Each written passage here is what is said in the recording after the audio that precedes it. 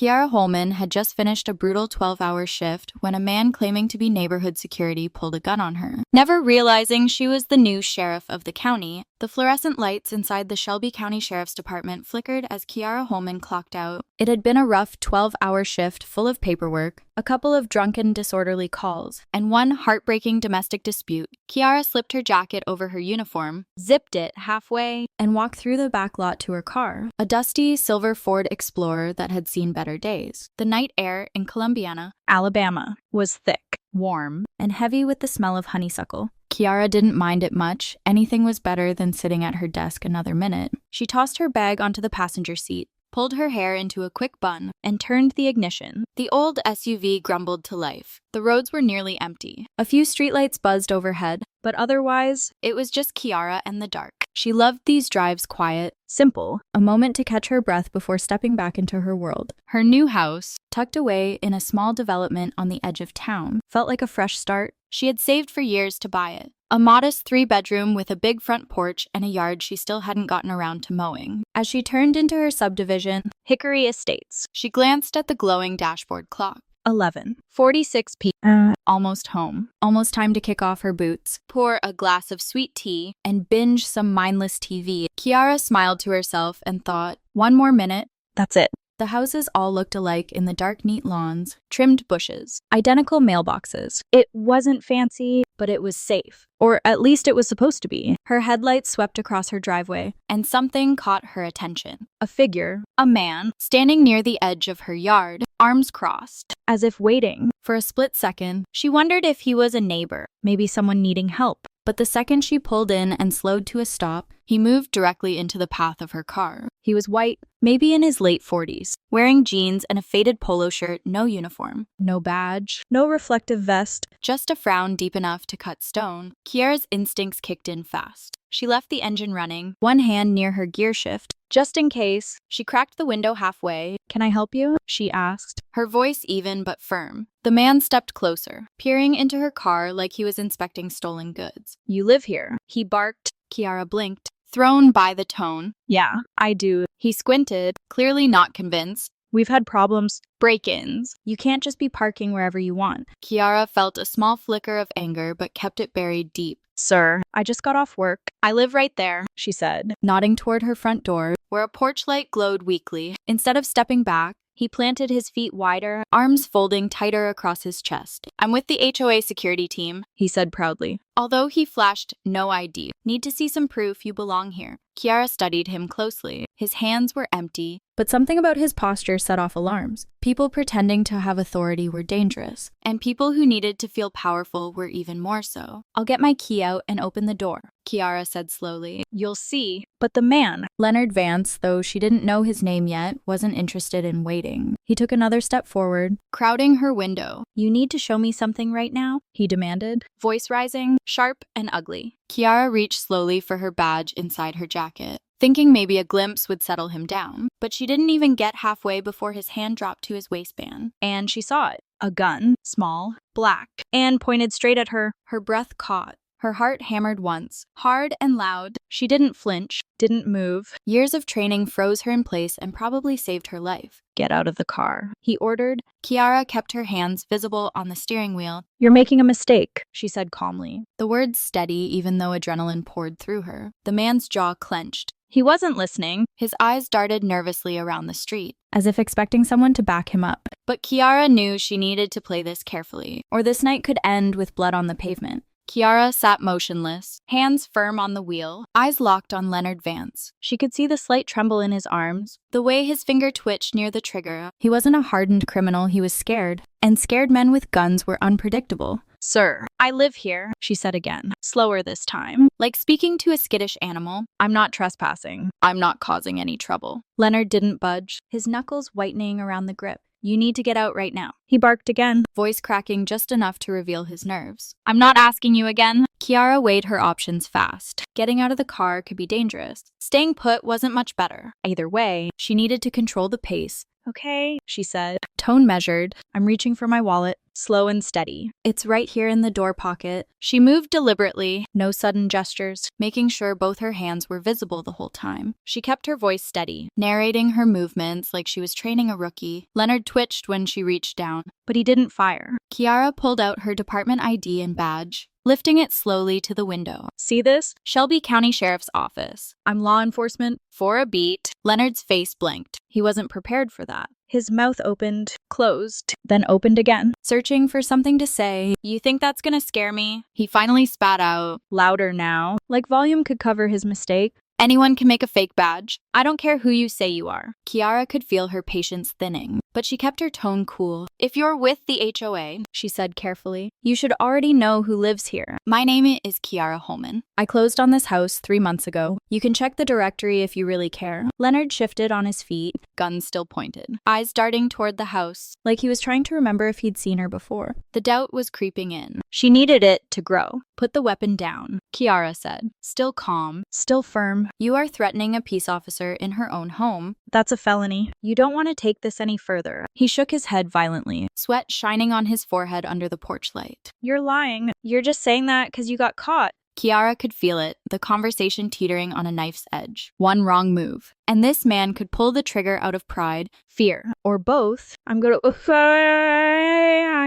my door now, she said. Steady and clear, nice and slow. I'm getting out so we can talk face to face. Leonard didn't respond. His hand trembled just slightly, but he didn't lower the gun. Kiara slowly opened the car door with her left hand, keeping her right raised where he could see it. She stepped out, body angled sideways to present less of a target. Just as she'd been trained years ago in the academy, the porch light threw her into full view, her dark hair pulled tight, her work pants, the visible edge of her badge clipped to her belt. She didn't look like a criminal. She looked like exactly what she was, a tired woman just trying to get home after a long shift. Leonard hesitated. His eyes flickered over her belt, the radio attached to it, the unmistakable authority of her stance. Kiara took a slow step forward, palms out. You need to think about what you're doing, she said, her voice low enough that he had to focus to hear it. Right now, you're committing a felony with a deadly weapon against an officer in front of security cameras, she added, nodding toward the visible doorbell cam on her porch. Leonard flinched, like he'd been slapped. For a moment, the air between them felt electric, tight enough to snap.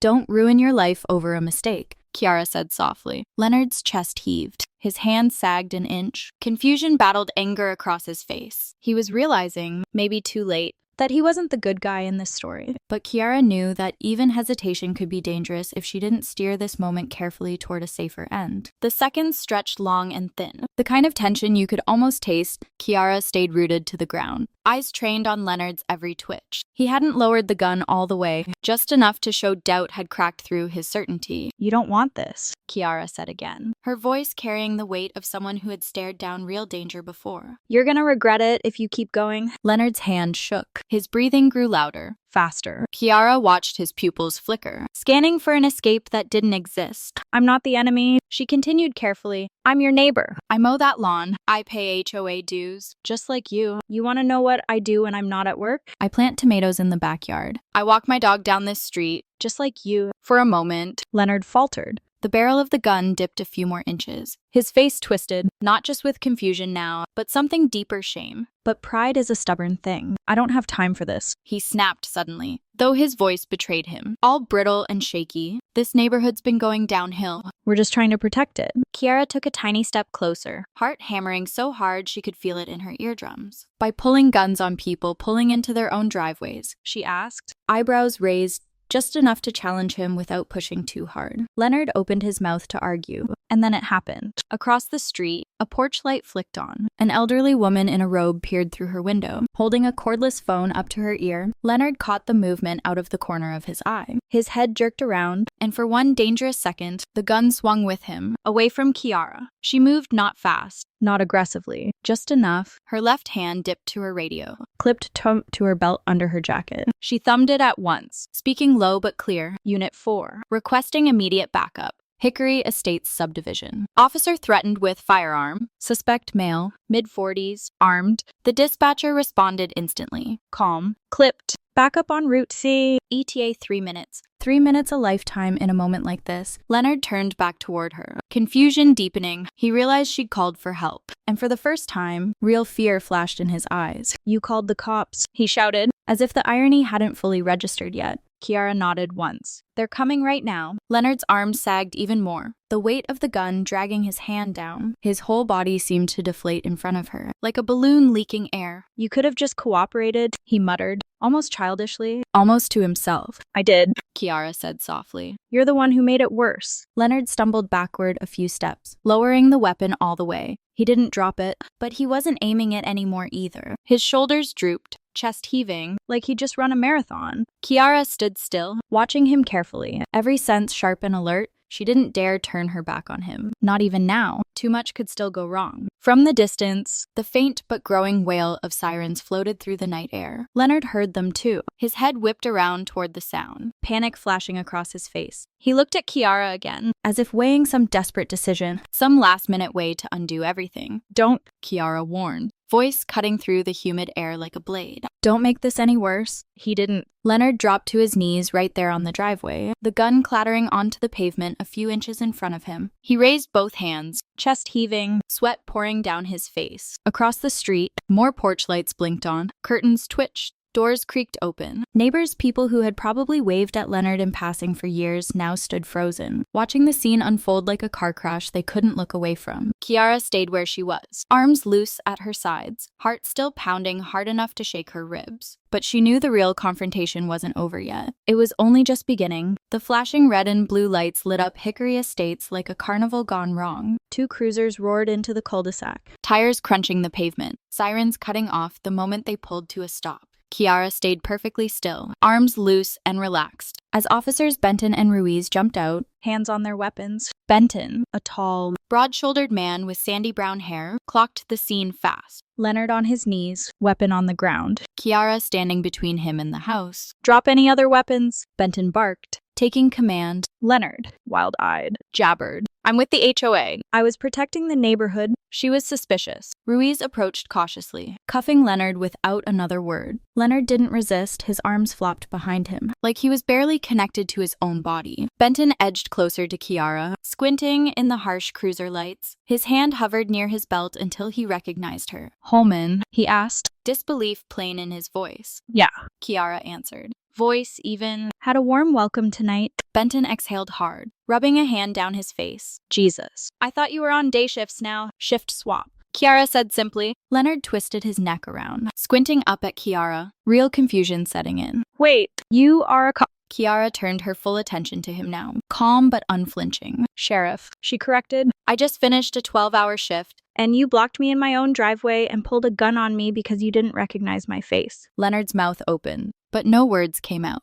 In the background, a few neighbors gathered in loose, awkward clusters on the sidewalks, watching, whispering. Some held phones, recording. "You don't even live on this street, do you?" Kiara asked him, tilting her head slightly. "You're from over on Carson Lane?" Leonard blinked, stunned. She was right. She knew the community better than he did. Benton crouched, bagging Leonard's weapon carefully. "He's carrying without a permit," he said, frowning. "Unregistered." Kiara nodded once, lips tightening. Not surprising. Leonard tried again, voice cracking. I thought I was protecting people. We had that car break-in 2 weeks ago. People said to watch for anything suspicious." "And what exactly made me suspicious?" Kiara asked, her tone low but razor-sharp now, cutting through the thick night air. "Was it the time of night? The car? Or was it just me sitting behind the wheel?" Leonard opened his mouth to answer, but nothing came out. He closed it again, sagging under the weight of what he'd done. Officer Ruiz led Leonard toward the back seat of the cruiser. Benton stayed back with Kiara, shoulders tense. "You good?" Benton asked quietly, eyes searching hers. Kiara nodded. "Yeah. Been through worse?" But the truth was, it stung in ways she couldn't easily put into words, not the fear that she could handle. It was the disappointment, the sour knowledge that even in her own driveway, wearing a badge and a gun, doing everything right, she still had to prove she belonged. She glanced around. Neighbors she hadn't even met yet stood frozen, unsure whether to step closer or retreat inside their houses. Kiara made eye contact with an older man across the street, Mr. Halpern. She thought his name was who gave her a slow, awkward nod. Not an apology, just a nod. "Go get some rest," Benton said after a beat. "We'll handle it from here." Thanks, Kiara said, her voice coming out rougher than she meant. As Benton turned back toward his cruiser, Kiara stood there for a moment longer, staring at the place where Leonard had knelt, where his gun had skittered across the concrete. The porch light above her door still burned steadily, casting a tired glow over everything. She exhaled slowly, feeling the tension bleed from her muscles inch by inch. But even as the patrol cars pulled away, leaving streaks of red and blue across the pavement, Kiara knew this wasn't something that would disappear overnight. The neighborhood looked different now, same houses, same neat lawns, but everything felt heavier somehow, as if the night had shifted and couldn't shift back. Kiara locked her car and walked slowly toward her front door, hyper-aware of the stairs behind curtains and half-open doors. Every step felt louder than it should have, crunching on the gravel lining her walkway. Before she could reach the porch, a voice called out from across the street. Miss Holman. Kiara turned to see a woman hurrying over, mid-50s maybe, short hair, pajama pants tucked into sneakers.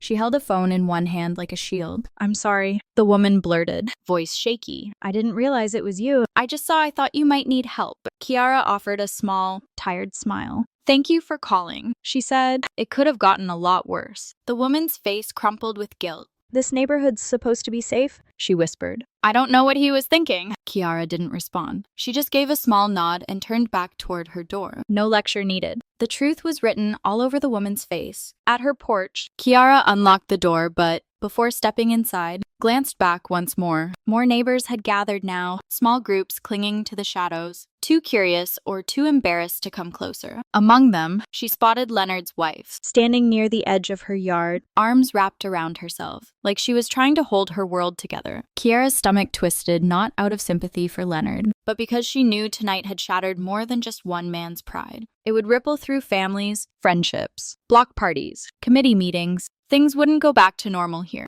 Not completely. She stepped inside her house, closed the door softly behind her, and leaned back against it for a moment. Kiara just stood there, letting the stillness settle around her. The house smelled faintly of laundry detergent and lemon-scented cleaner. It was supposed to feel like home. Tonight, it felt like a fortress. She peeled off her jacket, tossing it over a chair, and sank onto the couch. The quiet was deafening. Her heart still hadn't completely slowed down, beating against her ribs like it had forgotten how to do anything else. On the coffee table, her phone buzzed a text from Benton. He's being booked now. Charges: aggravated assault with a deadly weapon, impersonating an officer, unlawful possession of a firearm. Sleep easy. Kiara stared at the screen for a long moment. Sleep easy. It sounded simple, but there was nothing easy about any of this. Another buzz, this time from Deputy Chief Holloway. Proud of you. Handled it right. Not everyone would have stayed that calm. Kiara smiled faintly, the smallest flicker of warmth in her chest. Still, pride wasn't what she felt most. It was sadness, exhaustion, the deep kind, the kind that seeped into your bones. She tossed the phone onto the couch beside her and stared up at the ceiling, willing her body to relax. Minutes ticked by. Finally, a soft knock rattled her front door. Kiara sat up, muscles tensing again. For a heartbeat, she considered ignoring it,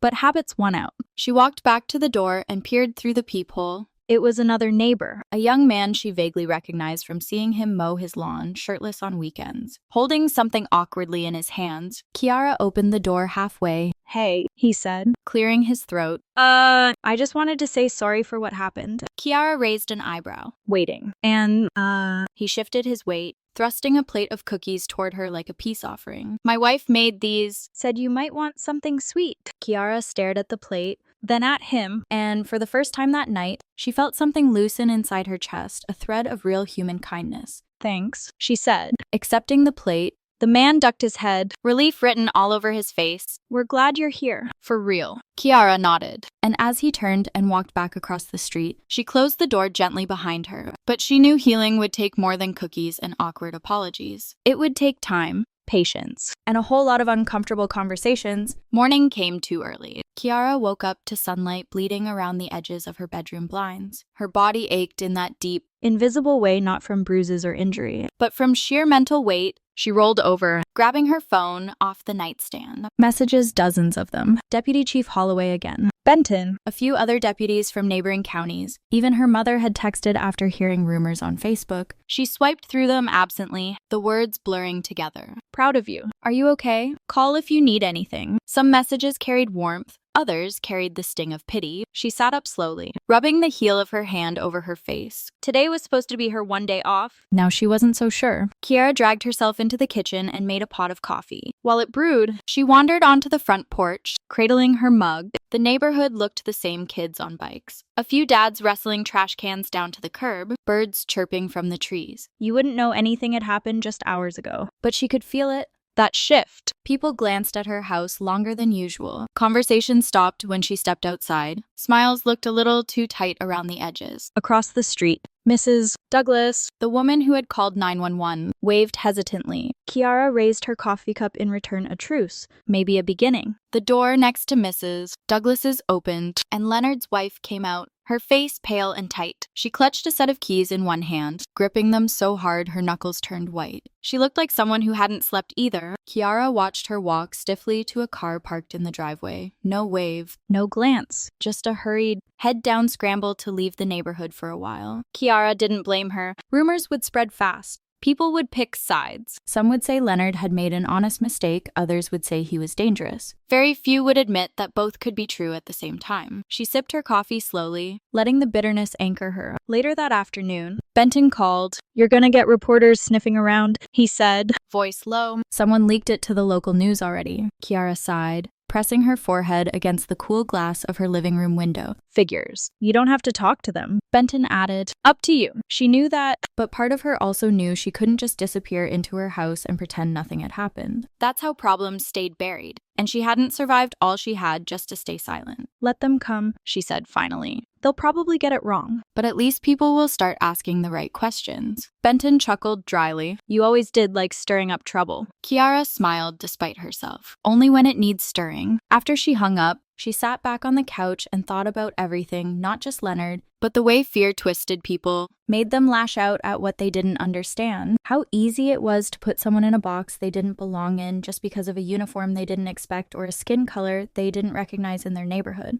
It hurt, but it also showed her how much work still needed to be done, not with laws or policies, but with hearts. Her mind drifted back to Leonard, kneeling on the concrete, gun on the ground, looking like a man who had finally seen himself clearly for the first time. Regret burned in his face, even before the cuffs snapped around his wrists. Maybe, just maybe, he would think differently from now on. Maybe others would too. Kiara drained the last sip of coffee and stood up, stretching until her back popped. The sun was high now, warm and relentless. It lit up the whole street, every crack in the sidewalk, every chipped mailbox, every broken story hidden behind those tidy front doors. But Kiara knew the real work wouldn't be done by hiding from the light. It would be done by standing in it, day after day, no matter how heavy it felt. That evening, as the heat finally broke and a soft breeze stirred the trees, Kiara sat back out on her porch with a fresh cup of coffee, no armor, no badge, no uniform, just herself. The sky stretched wide overhead, streaked pink and gold. Kids laughed somewhere down the street, their voices carrying lightly on the breeze. Cars came and went. Life somehow kept moving. Kiara thought about the choices people made when they were scared, about the faces she'd seen Leonard's panicked, crumbling face, the faces peering through blinds, weighing whether to watch or to help. Her own face, reflected back at her in the window, steady but worn. Fear made people dangerous, but it also made them human. It could close a mind just as easily as it could crack one open. If you were willing to sit with it long enough, she leaned back in her chair, stretching her legs out across the porch. A neighbor jogged by, shooting her a brief, nervous smile. Kiara nodded back, offering the smallest bridge of forgiveness. She knew she couldn't change people overnight. Some folks would cling to their fear until the end. Some would pretend nothing happened. But a few, just a few, might look a little harder next time. Might think before they grabbed a weapon, before they let a lifetime of assumptions shove someone into the wrong box. And that mattered. One neighbor at a time, one street at a time, that's how real change came. Slow, stubborn, and steady. Kiara's phone buzzed again, vibrating across the table. A local reporter, asking for an interview. She stared at it for a moment, weighing her exhaustion against the importance of speaking out. She tapped out a reply. Demain, midi, ma terrasse. Laissez-les venir. Laissez le monde entendre la vérité. The truth wasn't the rumors, not the easy story. Because the truth was complicated. The truth didn't fit into headlines or hashtags. It was messy, uncomfortable, full of people who didn't always know better until it was too late. But it deserved to be heard anyway. Kiara took another sip of coffee, feeling the bitterness settle low and warm in her chest. She wasn't perfect. She wasn't fearless. She was just tired. and tired was sometimes exactly when the real work began. As the sun slipped below the rooftops and the first stars blinked awake, Kiara made herself a quiet promise. She would stay visible. She would stay human. She would not let one man's fear or her own make her small, because sometimes courage wasn't about chasing bad guys or charging into danger. Sometimes it was just about showing up the next day, standing on your own front porch, making eye contact, smiling when it was easier to hide, teaching quietly by example that the world didn't have to stay the way it was. And maybe, just maybe, somebody watching would choose to be a little braver too. If you took something from Kiara's story today, if it made you feel, made you think, or just made you pause, take a moment to share it. Maybe it's a conversation you need to have. Maybe it's a small change you can make. Whatever it is, don't let it pass by unnoticed. And if you want to hear more real stories that challenge, teach, and connect us, don't forget to subscribe. We'll be here telling them one at a time.